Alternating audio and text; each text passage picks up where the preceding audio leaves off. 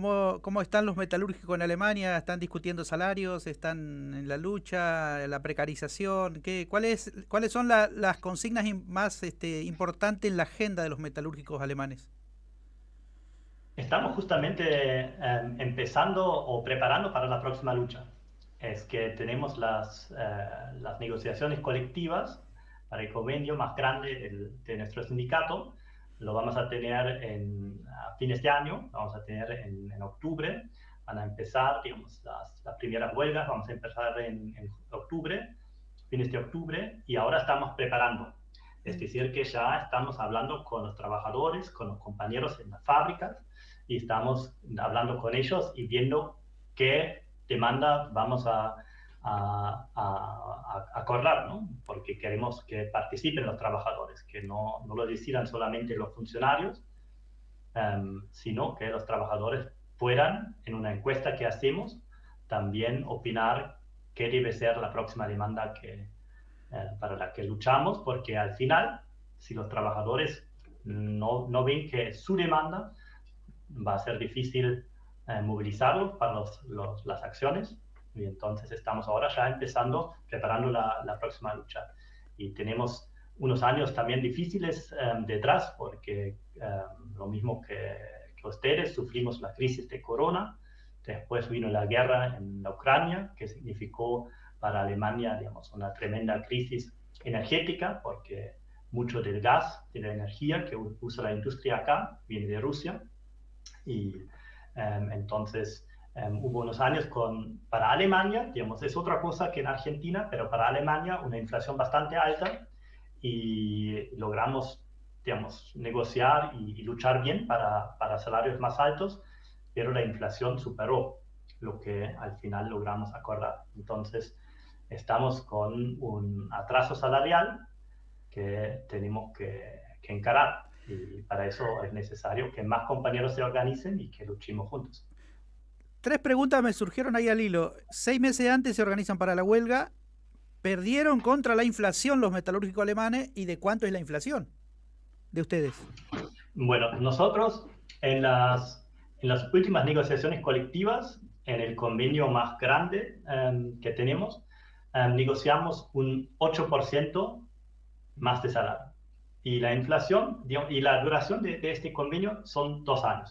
Mm. Y durante estos 2 años, la inflación durante el primer año fueron alrededor del 7%, y ahora el segundo año fueron alrededor del 6%. Es decir, que perdimos unos 5 puntos porcentuales del salario. Ahí quedó. ¿Y ustedes, la paritaria siempre es en base a la inflación o también discuten la rentabilidad, las utilidades de las empresas? ¿Cómo es la participación de los trabajadores en las utilidades de las empresas?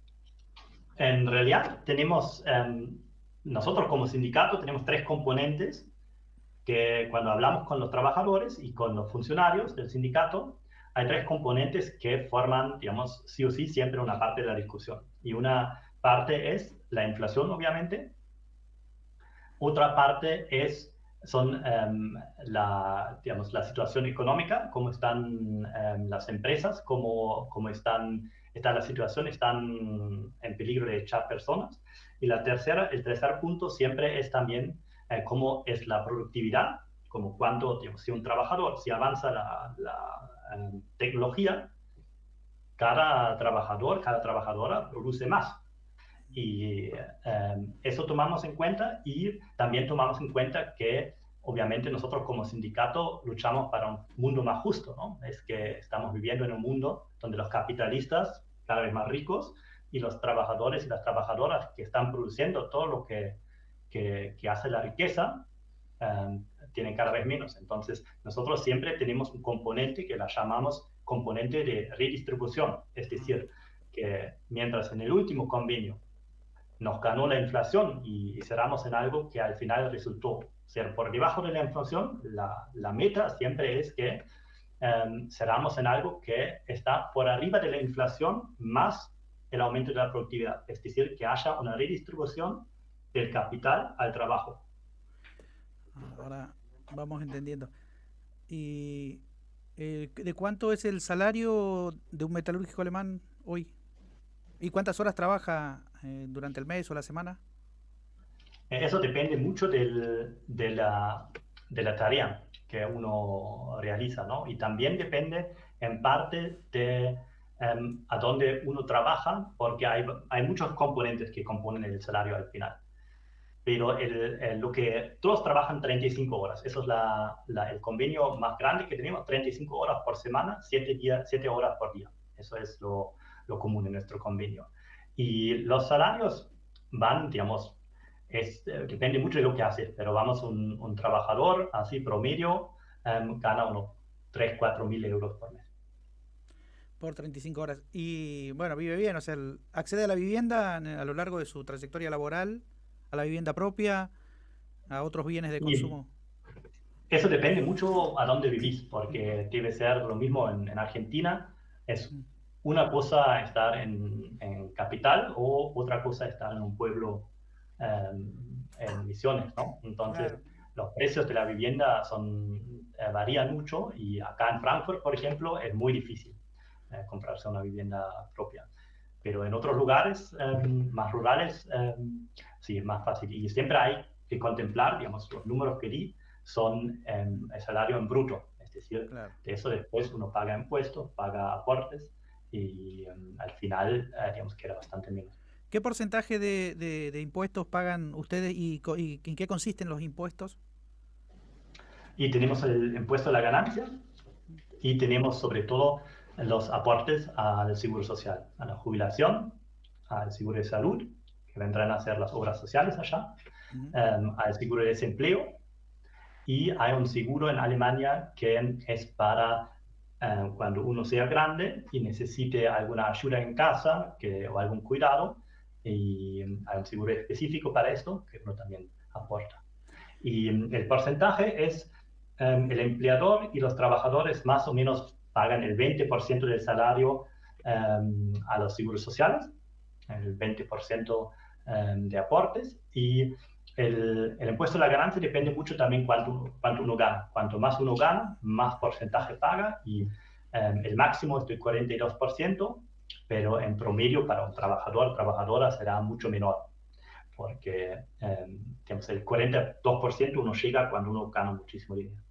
Y vos que conoces un poco esos ítems que mencionaste, ¿qué diferencia tenemos en Argentina el fondo de desempleo y de cuánto es la jubilación del metalúrgico cuando llega? No sé, ¿a qué edad se jubila? También vendría la tercera pregunta. Bueno, acá el tema del seguro de desempleo es distinto que en Argentina, porque acá lo que pasa es cuando uno trabaja y después de poco tiempo de aportar, tiene derecho a recibir el 60 o 67% del último salario durante hasta un año. Cuando uno tiene más de 50 años, creo que uno puede recibirlo durante más aún tiempo. Y después de ese tiempo, cuando caduca ese tiempo y todavía no conseguiste empleo y no tienes trabajo, ahí hay un derecho a una ayuda social. Se llama ahora el dinero para la ciudadanía o el ingreso del ciudadano, y es un ingreso que te garantiza lo mínimo necesario para pagar un alquiler, para comer y para las necesidades básicas. Es decir, que en Alemania, como hay ese seguro durante cierto tiempo, que es en una proporción a lo que cobraste o ganaste antes, y después hay un seguro para todos, universal, que siempre te garantiza hasta que no lo necesites más, no importa cuánto tarde eso, lo necesario. Es lo que nosotros en Argentina conocemos como un plan social. Pero la diferencia es grande porque un plan social en Argentina nunca es un derecho.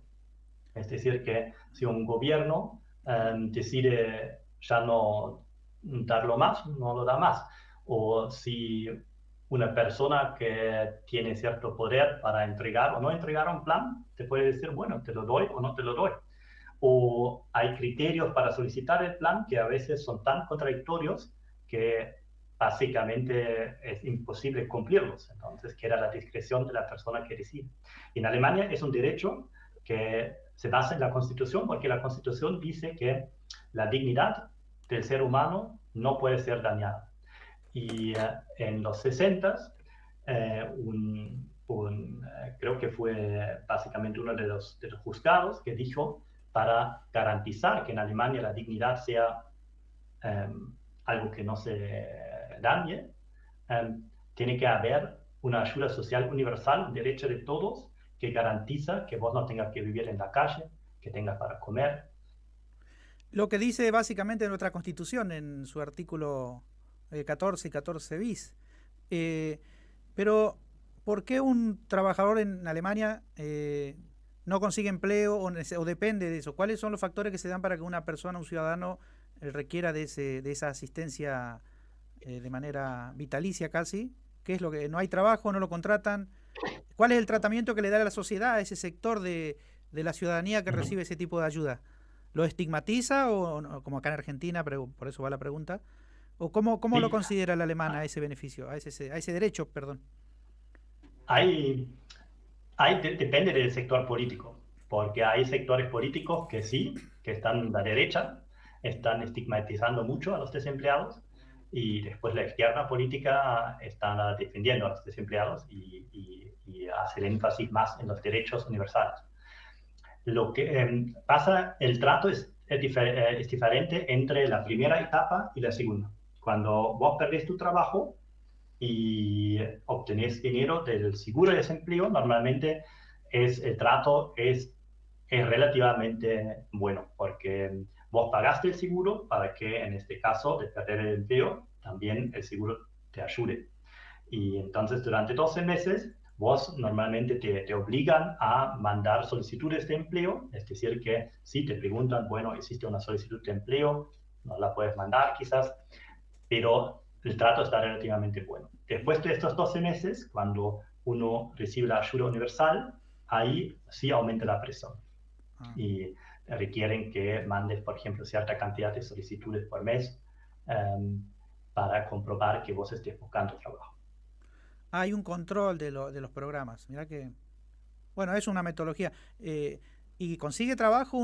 ¿Cuál es el tema del desempleo? ¿La edad, la formación, la migración? O sea, ¿condiciona un poco la contratación de los naturales ahí de Alemania? ¿Cuáles son En los general, factores del desempleo en tu país?